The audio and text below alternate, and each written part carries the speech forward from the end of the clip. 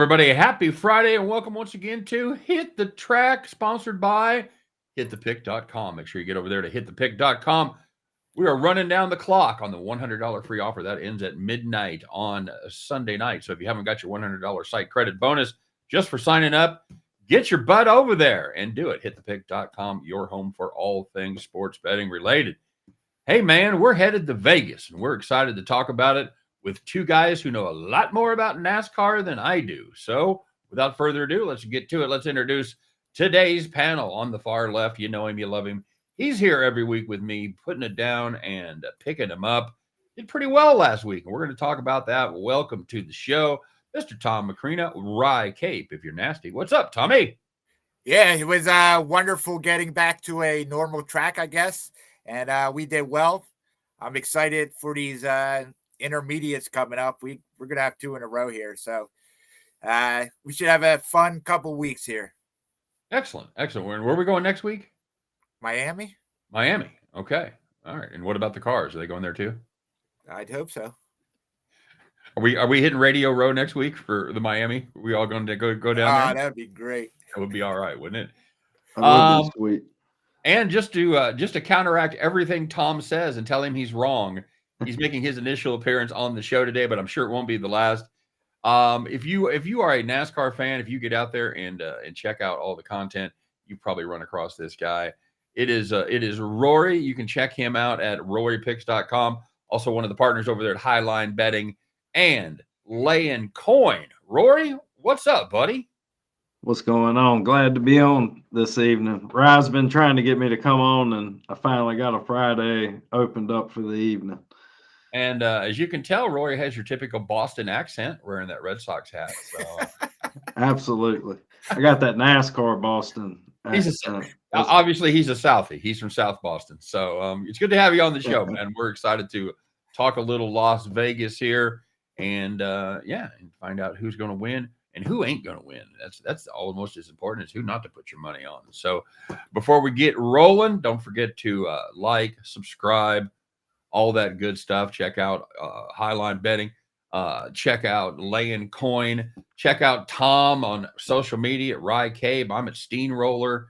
And you can check out Rory Picks over there on all socials as well. So there you go. I think that's the preliminaries out of the way. Tom, the guy that you refused to bet on because he's hot, won again last week. Christopher Bell, 3 different types of tracks, 3 wins. Surprise, he's the favorite again this week. Tom, I know you're lining up to lay down some money on him. Yeah, unfortunately not. I guess it's one of those situations again. If he beats me, he beats me, and he may beat me this week. This is a pretty good track for him. But yeah, I'm sticking to my guns. Yeah, I'm a Christopher Bell fan, but I'm not going to bet him. I'm enjoying watching him win, though. I'm a Christopher Bell fan, except when he gets hot. Then I don't care for him at all.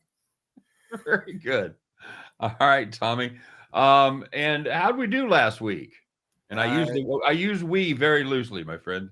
Yes, so we had a good show last week. In the Xfinity race, we cashed the outright winner, Eric Amarola at plus 400. So that is 3 consecutive Xfinity outrights cashed on this show. Then over to the Cup, we cashed Boucher top 5 at plus 350. And we got Barry as the group winner at plus 250. Outstanding. So profitable week all the way around. Rory, I know you weren't on the show last week, so you can lie through your teeth and tell us how you did. Well, I had a pretty damn good weekend. Got some Bell Live, plus 650, I think. Only thing I really had going in was Byron outright, and he was basically the second best car, I felt like, throughout most of the race. And I don't know, just finally got us a nice little outright, and DFS came up 0.35 points from taking down the Chrome Horn. So, yeah, and then they had 9 tied at the damn top, so I got a 10th place out of a second place finish. Yeah, so, but we'll see what happens this week. Maybe we'll take it down and have us a little vacation or something. There you go. That was that was a lot of fun. That was at Rakes in Phoenix last week. And Tom, you're heating up, man. You kind of struggled a little bit the first week, but we've been profitable the last couple of weeks. And now we're headed to Vegas, man. One of these cookie cutter tracks like Chicago, Kansas, and Texas. A little mile and a half tri oval, running 267 laps. Stage 1, 80 laps. Stage 2, 165. And stage 3, 267. Of course, that all kicks off on FS1 Sunday afternoon at 3:30 Eastern Time. And Christopher Bell, once again, is the favorite. And you guys who know a lot more about this are going to have to explain it to me, because this hasn't been a terrific track for him. In his last 10 starts, he's got just three top fives and 5 top 10s overall, but has not got to the winner's circle. So, Tom, let's kick it off with you. Tell me why you're not going to bet on Christopher Bell once again, and tell us who you like instead. So winning 3 in a row is really hard. Winning 4 in a row is really, really hard. Right. And he's a favorite. So that just puts icing in the cake for me not to bet him. One guy I am backing is William Byron. He won here in the spring race in 2023. Led 176 laps of 271. He actually won a Xfinity Series race here as well. He's consistent speed on these kinds of tracks, proficient on the layout. He's off to a hot start. He won the Daytona 500. He was third at Phoenix. In 2024, he secured 3 wins in his first 8 races. 2023, 3 in his first 12. He's been good in this next-gen car. He has 11 wins. That's only second to Larson. And he has a great average finish. So I'm backing Byron here. I think actually last year in this spring race was a trash bag race. We had his, I guess someone threw a trash bag onto the track and it got stuck in his grill. Like a hefty bag kind of thing? Yeah. Like full of beer cans. I think they said he had a Coors Light can in his somewhere in there. Well, sure, because who doesn't bring that to the track? Very solid. I go loaded. My backpack cooler's full. I give one to the wife. Okay. You make her carry a backpack too? Yes, absolutely. Is that what you're saying? Yeah, I carry one. She carries one. You got shoulders. There's no reason for this. You got a back. Exactly. In there. Maybe I'll buy one with wheels. So are we just going to have 2 guys win all the races? Is it just going to be Byron or Bell all season long? Playoffs are going to be very disappointing. Nah, it's going to change up some. I think some people have picked up on some stuff early on, and it'll probably level out here in a few weeks if I had to guess. Well, Rory, let me ask you, other than the fact that he's won 3 straight, is there any logical reason why Bell is the favorite in this race? Well, he's number 2 in our model. I mean, okay. He actually is fast here. He's had some bad luck. I mean, a couple of years ago in the fall, he should have probably won that race one more lap. He might could have won that race if he was a dirty driver too. So, I mean, Larson was barely hanging on right there at the end. So I just feel like with Bell, I know in years past, I mean, I could be wrong now, but it seems like on the mile and a halfs, he just comes to life in the second half, and you can always get a better number on it. Kind of just sneaks up out of nowhere, and next thing you know, he's got a long run car, and they get a long green flag run in stage 3, and he makes up a lot of ground. And that's how you got him in. What'd you say, 650 last week, right? Live? Yeah. Maybe that's the strategy I'd use. Bet him live. Okay. So you will let yourself bet him live. Oh, yeah. Absolutely. I mean, I think he's going to be good. I just think a lot of times you might catch him making a mistake, or they have some kind of problem and he has to come back through the field, and we got a whole lot better number. And I mean, with Kyle Larson in the field and Willie B, I mean, I feel like they're going to be just as fast at the beginning of the race. So I don't think you're going to lose that number, so to speak. And I mean, even if he sets on the pole, is he going to go at 3 instead of 350? So, I mean, I think at the top of the board, you can kind of sit back and wait a little bit, see what kind of actual like race car they have. I mean, this week it really wasn't anything that jumped out there to me, except I did get on some Alex Bowman top 10 at DK at even money when that first came out. Everybody else was minus, 120, somewhere in that range. And I think that number's gone now over there. I think it's minus 120 there too. So, but that's one of the few bets that I have coming in. I kind of want to see what things look like going into the race. This is a race that practice correlates to. So you want to see how the cars look on the track. Okay. Most of my bets are going to be afterwards because I want to see practice. All right, and yeah, we've done our best to set up the show before there is any practice. So yeah. I do have some poll bets. There's stuff you can add beforehand. Some of these guys will move some of the numbers. Well, and it is a good time to plug in our regular weekly admonition for everybody out there to shop your lines, because you will find a lot of disparity when it comes to NASCAR. This isn't like the NFL or like college basketball with the big boys where you see very little difference between the lines from one spot to another. You'll see sometimes as much as a dollar difference. Tom, I know we were talking last week that we had a play that was 300 some places and 450 in another place. So get out there and shop those lines for sure. And yeah, this is the first full weekend we've had in a while. We've got Xfinity and we've got trucks. We'll talk those in just a second. So Tom, Rory said he's not making a lot of bets in advance, kind of wants to see practice. I know you're a guy that likes to see practice as well. What can you share at this point in the week before you've seen practice? What are you already on? Yeah, so there are a few for Byron, I took him as the top 3 plus 225. I found that on DraftKings. But yeah, there are a few other guys I like right now. One of them is Reddick. I'm going to take him top Toyota plus 225. You can find that on Rivers. He's shown potential here. In 2024, he finished second to Kyle Larson. He closed fast on both stages. 9 Cup Series starts here. 1 top 5, 3 top 10s. 23-11 is looking good. Improved equipment. Their strategy's getting better. Based on his performance, track history, the momentum of the team, I think he has the speed, the skill. I expect him to lead laps and contend late.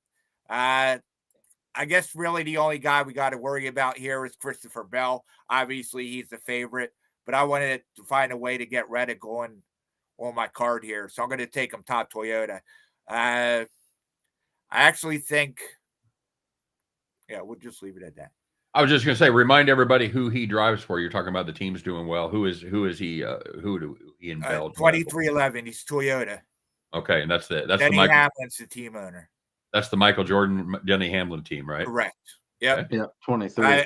And or 45. He's 45. He's 45. Bubba's 23. Yep. Yeah. Yeah, I think he's going to have a good qualifying too. So that's why I look for him early. Do either one of you guys make bets on qualifying? Yeah, that's what I was going. I know that's what I was saying is do have some poll bets. What you got, Roy? We're gonna go with here. Let me pull up our model. So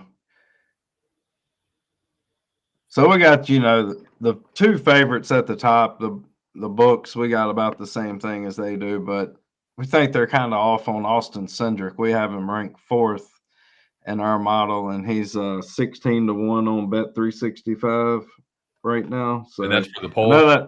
That's one of Highline's plays and I'll hop on it with him because Cindric usually does qualify well. He just doesn't race well. So he's in a fast car. I like him, and I'm also going to take a shot on Chase Briscoe at 18 to 1.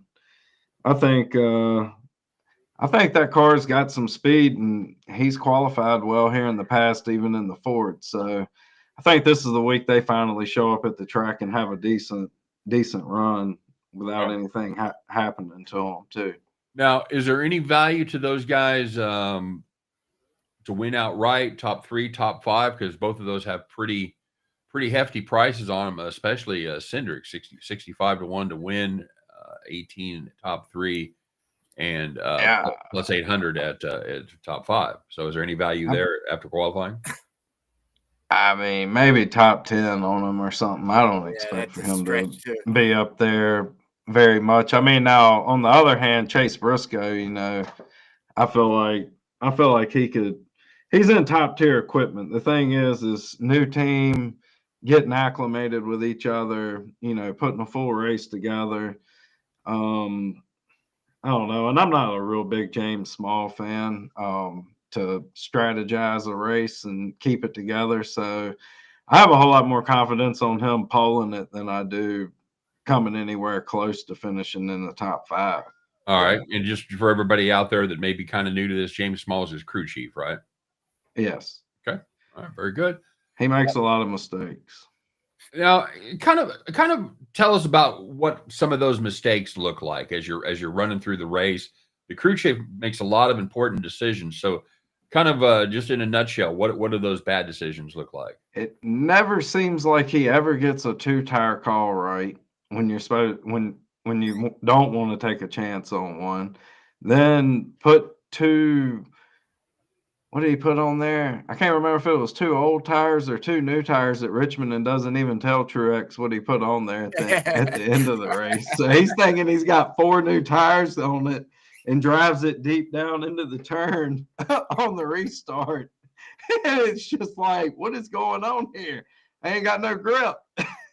Oh, and see, you forgot to mention that to him. Oh, by the way, you're not going to have any grip going into one, so you might want to adjust there. But yeah, I mean, just on anything, really. I mean, it never seems like they're the type of team that's like a Paul Wolf, with Logano, or Chad Knaus used to be with Jimmy Johnson, or somebody, Rodney Childers, somebody that makes the right call that's like, all right, if we pit right here, I think we can make it to the end if you conserve a little fuel. Hey, they're never on that stratosphere, it seems like, for some reason. I mean, okay. I don't know. I think he sets cars up fast, but it just seems like that team is just not very well got it together. It's kind of like a college football coach that can recruit, but his game day coaching sucks. Yeah, absolutely. Okay. Tommy, you got anything else you're looking at before we move on to Xfinity? Yep, I got 2 long shots here. One's Josh Berry. We took him last week. I'm going to take him as top Ford. That is 20 to 1 on ESPN. In the Xfinity Series, he won fall 2021, fall 2022. I know this is a spring race, but I think he's going to do decent here. He's building experience. The Wood Brother team has shown early season promise. He was 4th place last week, so I like him as the top Ford. And then I like Noah Gragson, top 10. I found him plus 490 on FanDuel. He's from Las Vegas. He's been here 4 times in the Cup Series. He finished 6th in this race last year. That was with Stewart-Haas Racing. He excelled in Las Vegas at the Xfinity Series. 8 top 10 finishes and 8 starts. His best was 2nd. He never finished worse than 6th. So he's aggressive, precise driver. So he's also another one I like here. Noah Gragson, top 10. And you've had pretty good luck with kind of getting on those guys that have done well in Xfinity and are taking the step up to the Cup. I know you've hit some of those. Is that a strategy you employ on a normal basis? Just the fact that how many young drivers there are in the Cup Series this year is why I go that way. I just think that they're coming up. They're better coming up earlier rather than, back in the day. You're waiting years. Let me ask you why that is, Tom. And I'm going to put something out there, and I want your opinion from both of you guys, if you can. Is it because of the prevalence of video games that they're getting experience driving at these tracks when they're 12 years old? I mean, I'm sure that helps. I mean, that kind of made it. Yeah. That's how Larson came up, right? William Byron. Byron, sorry. Byron. Yep. Yeah. Yeah, I mean, the way that modern technology has advanced on all the simulation stuff that you can buy, I mean, yeah, you gotta have it's it's expensive, but the more real life stuff you get for the simulation, the more bumps and stuff and everything you're going to feel, and the car is going to feel pretty much exactly like driving it. I mean, you're sure it's a little different. You're not endurance wise throwing a heavy car around nonstop all day long Right. tight, but I mean, I think it definitely helps because I mean, I know those guys, they love how they can get on there now and practice road courses and stuff because everything is so real. I mean, all the way down to the signs, everything. So you can pinpoint your braking zones if you have like a certain object that you're looking for and all right, we're braking here, and just memorization. I think it's helped a whole lot. Yeah, that's a great point about those road courses where they've got, 15, 18 turns or whatever, and you have to know where every one of them is to be able to know, when you can get on it, when you have to get off of it, and your braking strategy and all that stuff. I've just that's and you bring up a great point. It's not you're not really getting much if you're just sitting there with your controller in your hand and playing along on your PS5. But those guys have like setups where like some of them like they even have the seat, right? Yeah. You're in the seat, you got the wheel, you got heptatics, so you're feeling it and all that stuff. Got monitors on the sides for your side views. I mean, it's pretty real life and slick. I just have a wheel and a pedal for mine. I don't have none of that fancy Right, technology. right. But I mean, I do know that the guy that see we sponsor a guy that's in the Arca series, Lay and Coin does. Okay. And it was either last year or year before last. I remember he was in a dirt car and he practiced online on dirt trying to figure out where his braking was going to be, like braking point to get the car to slide Right. right and everything. And he said it was pretty damn accurate because he could pick up on the same pole or something that was sitting there at the track and knew that's what he was looking for every lap. And how did he end up doing? He didn't do the greatest in the world during the race. I mean, but I think he practiced and everything good. I think they had some issues with the car. It was somebody else's car that put him in it, and it had some issues. But I he got did say that it did help. It was pretty exact, that's the simulation versus real time. all you need now is your mom to bring you a Mountain Dew and some pizza rolls, and it's going to be just like it is. Your pit stop, your Absolutely. food, man. All right, Roy, you got anything else you're looking at here before we move on to Xfinity? Um, no, like I said, I've just not really gotten to the point where I just like to, unless it's just some absolute misprice or something. I mean, I didn't got to the point where I like to wait. There's plenty of stuff out there for you after you see practice and qualifying. I mean, we got March Madness coming up too, and tournaments. I'm paying attention to fucking NASCAR. Like, you know, I Right. mean, they're paying attention more nowadays, I feel like, than they were in years past. But I don't. I just think it's times like these that you can take advantage of the books in certain sports because their attention's somewhere else. That's absolutely true, man. That's like that golden period there in October where you've got baseball, you've got NBA, you've got NFL, you got college football, and it's a lot to handle. Even the books have they've gone to a lot of modeling and AI stuff, but it's still somebody's got to make that decision at the end of the day, and every once in a while you're going to see some value. They're going to get it wrong. So all right, very good. Let's move on to Xfinity. Tommy, and I know you've been doing well in the Cup, but Xfinity is where you've absolutely just been crushing it. So, what are we looking at this weekend? Yeah, so same thing with Cup. Most of my bets are for. I'll put him out on the Discord after qualifying. But one guy I do like is Austin Hill. We bet on him before. He won the spring race here in 2023. He's good at the intermediate tracks, aligns with his strengths. He has good balance of speed and tire management. You need that here. 2024, he finished fourth in the spring race. He was dominant in Atlanta. We called on that one. yeah, his team preparation, his equipment, it's been top tier on the intermediate tracks. I like Austin Hill here. What price are you getting him at? That's a good question. 9-1 on MGM. Okay. And we've got another desert track here. So is that a situation where you're going to see a little more tire wear than you would say at Kansas or Chicago, something like that on these tri-ovals where you've got the element of the sand in the air?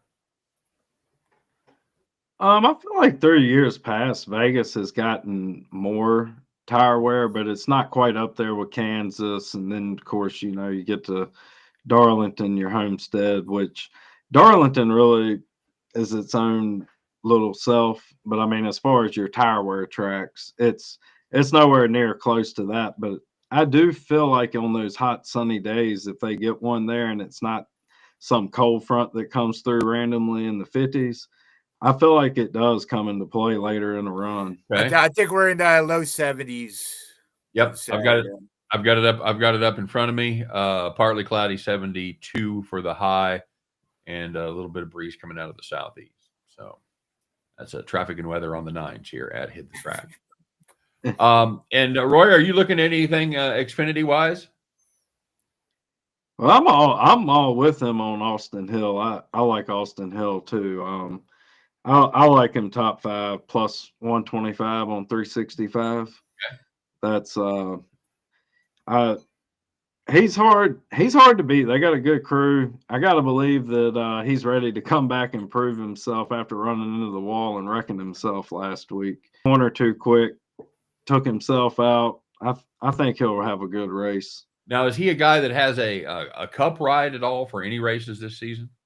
He is running a few for Richard Childress. Okay. Pretty sure. So, yeah. Tommy, let me ask you about a guy. Super speedways. Okay. Yeah, that's mostly all he. All the plate races. Yeah. Okay.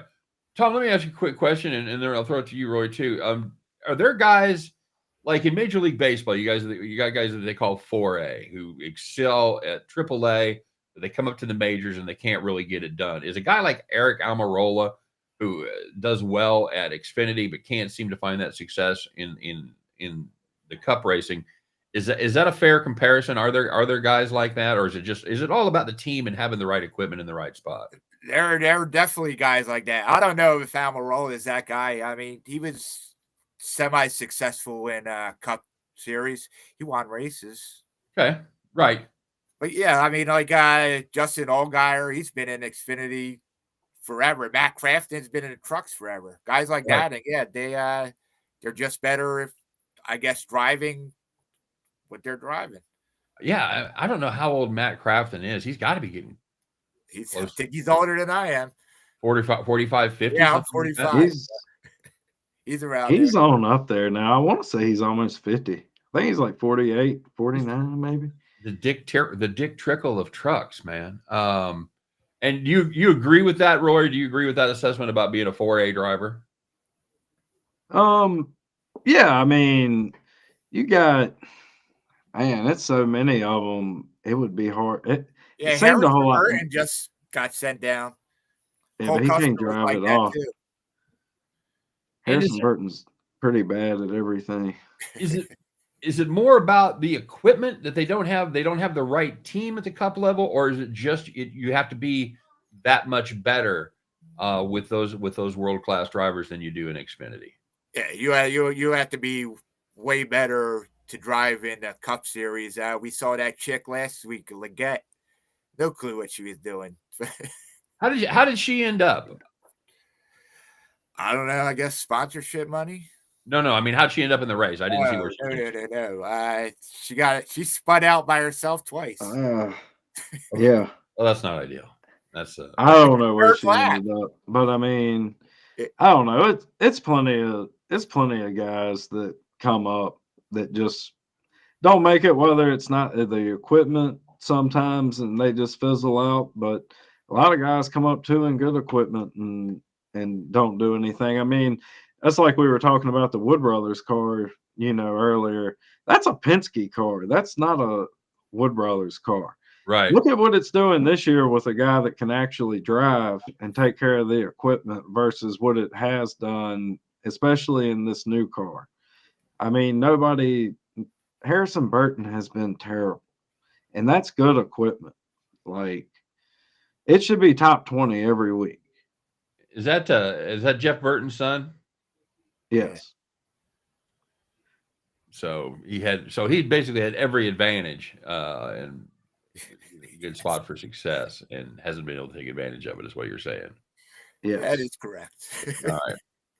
All right. So the trucks are back, as we mentioned before. It's the Eco Save 200. Is that also we running that at Vegas also?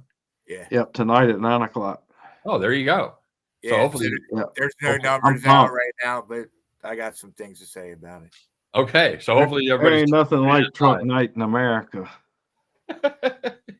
Truck night in America. Very good. Very good. All right, Tommy, tell us about the trucks. What we got?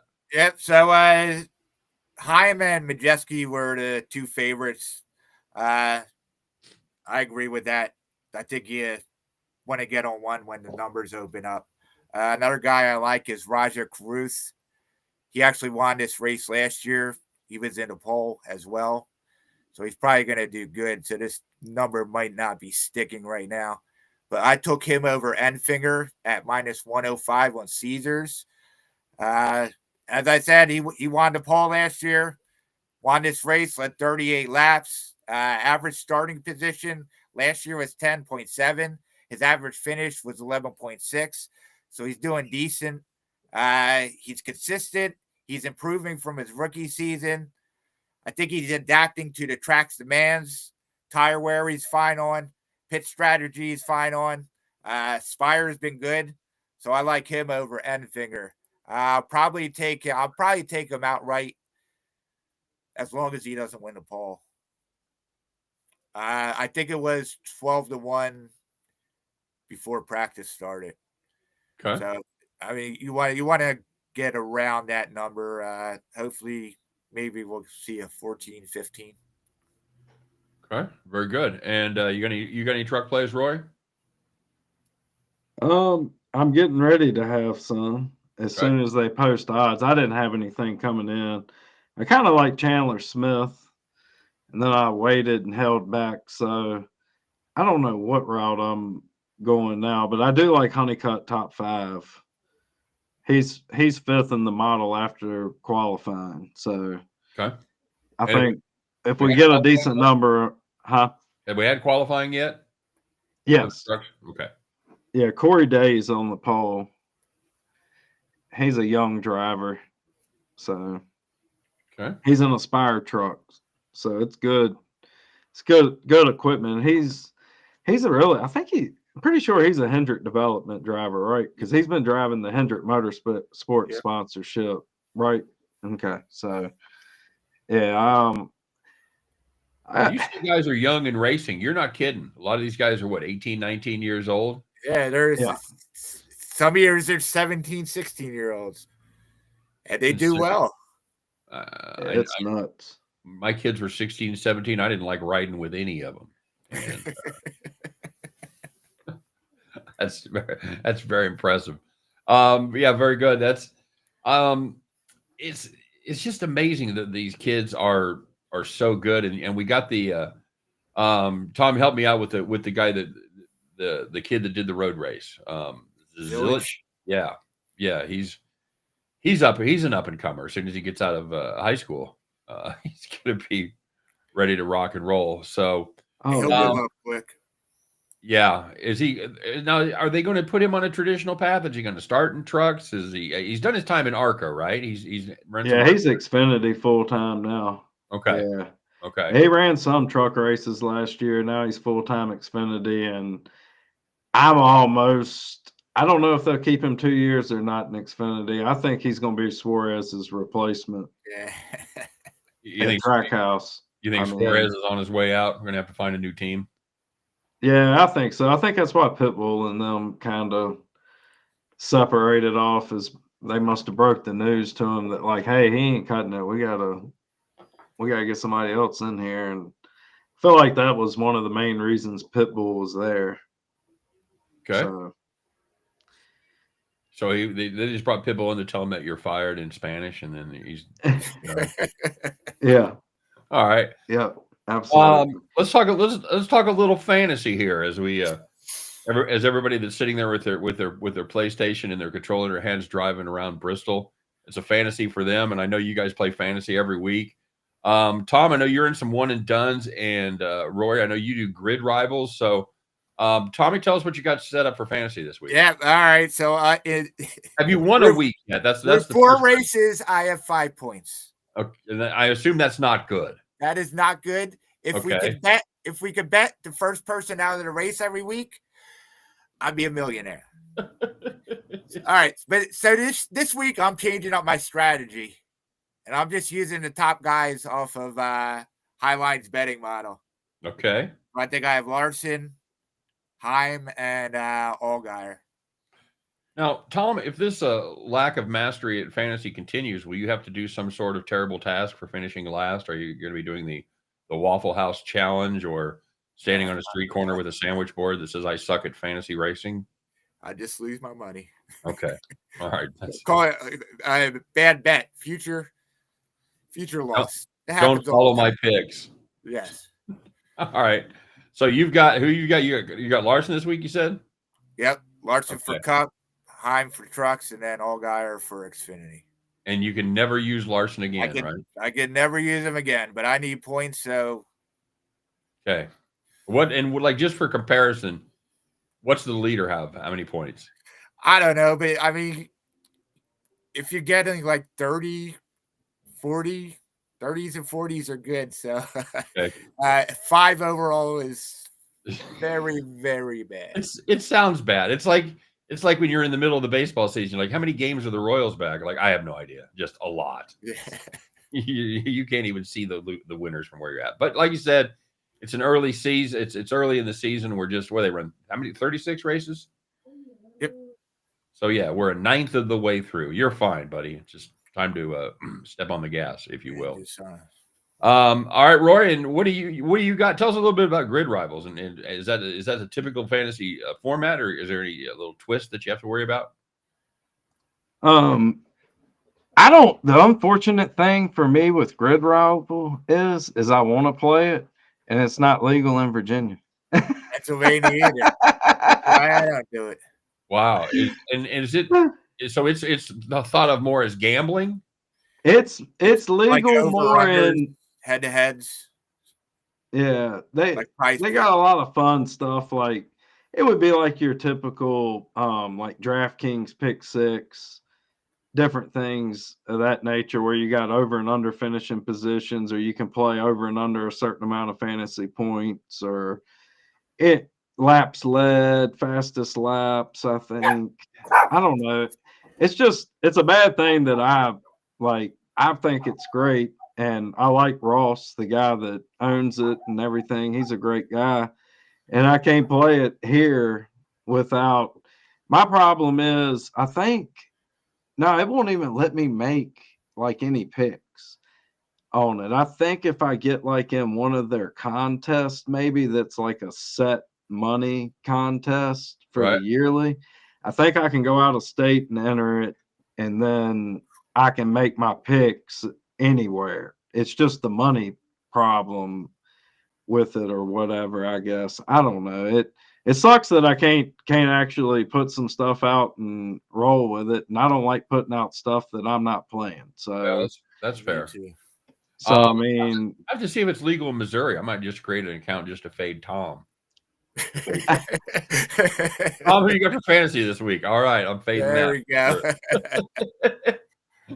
All right, so it's a cool site, Tom, and you can't get it in Pennsylvania either. I can't get it. Nope, we don't get any of that stuff. Man, you guys got everything. I'm not any good at that fantasy stuff anyway. Like DFS, I'm all for it. I play it all the time. I never win. Okay, well, that's something you probably should have told everybody up front before we did our little fantasy segment. By the way, Tom sucks, so take that with a grain of salt. I love my DFS. I done got kind of hooked on this. I got golf. I done got into golf this week. I've been into NASCAR. Now I done got into golf because I went out and spent some money and got roto wires like Optimizer and whatever where I can move stuff around because Fantasy Cruncher, it had been like hit or miss, like with putting stuff out. So Zach, I don't know it.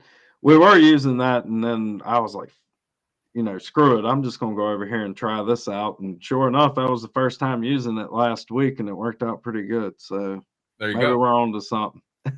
Nice plug for RotoWire. Tom, why don't you see if we can get a sponsor, buddy? There you go. And I can't believe you can't get that in Pennsylvania, man. You guys have everything there. You got weed, you got gambling, you got casinos. Oh, you wanted to play fantasy on NASCAR? Oh no. That's the path to destruction right there. We can't have that. All right, very good.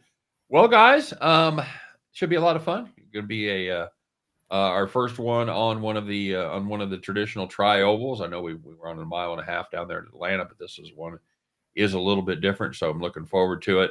Tom, any final thoughts before we get out of here? No, not really. Hitthepick.com. Go check us out. Get into Discord at WryCape on all social media. Cash some tickets. All right, very good. Roy, close it out. Yeah, thanks for having me on. And y'all can follow me over at X at Rory Picks. And I'm pretty much at Rory Picks everywhere as far as Instagram, TikTok. Might be a 69 in there, or I think after both of those maybe. But I'm not too hard to find if you just look up at Rory Picks. It shouldn't be too many of them. So Okay. yeah, I enjoyed it. Love talking NASCAR any day of the week, and I'll be back on probably pretty soon. Maybe next week. I love Homestead. I might even have quite a few plays leading up into Homestead after I see how they look at Vegas this weekend. And real quick, tell us what highline betting and laying coin are about. Why should people go over there? We got the best data in the business. Zach really puts in a lot of time and effort into it, and he deletes a lot of laps out of practice and gets rid of useless laps. And during the race, we're worried about fastest laps. We're not worried about NASCAR's data. NASCAR, their data is kind of tricky when you want to look into like actual passes or speeds, average speeds, and different things. Like I said, like you got to get rid of some of the junk. We don't need a caution lap being on one of the lap times because that's a blown lap. I mean, Right. and he also, I mean, he has pit data. You name it over there, it's there. Head to head. If you got Excel and got a computer, you pull that up, you can pull up any driver and compare what his pricing should be, what he thinks what the pricing he thinks should be. And then you can compare and contrast the different matchups that you have out there. So it's just a good tool to have. That's probably one of the best things that he has, actually. Those matchup tools work really well. Especially we tend to, if we can target a matchup that the books give us, and let's say like we got 2 tiers separation in our model, that's a automatic bet in my case. I do the same thing too. Okay. Yep. So I mean, it works out pretty good throughout the whole year. I mean, yeah, you're gonna have your bad weeks in NASCAR. Like, if anybody bets NASCAR out there, you've lost some that you should have won, and you won some you should have lost, and it kind of works its way out. But if you play it smart and keep check on your bankroll and I try not to have too much stuff. I'd rather have more money on something I'm more confident in than have a bunch of stuff sitting around, because it just never fails. You take a bunch of things, and the next thing you know, the whole thing's just blown all up, and you only won 1 or 2 bets, and they were your favorite bets, but you took all this other crap and it took away from it. So I'm not your high volume type person. I like to take what I really want to take, and let's try to win some money with that. All right, very good. And lastly, if somebody's watching an ARCA race and they happen to catch the name of your joint over there, what do they expect when they head over there to lay in coin? Well, that's a pretty wild show. If you like wild and uncut and raw, then we're probably your show. And if you don't, I probably recommend if you listen to it, you're gonna have to. You're either a fan or you're not. But I would say for the NASCAR knowledge, you probably want to skip ahead about 30 minutes into it, and then you're good to go after that. As far as that's when we start talking about this week's upcoming race and everything. I mean, we like to have a good time and cut up. It's Right. It's a Certainly fun show. entertaining.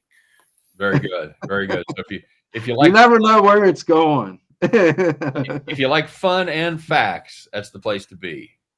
Oh yes, sir. Very Yeah. good.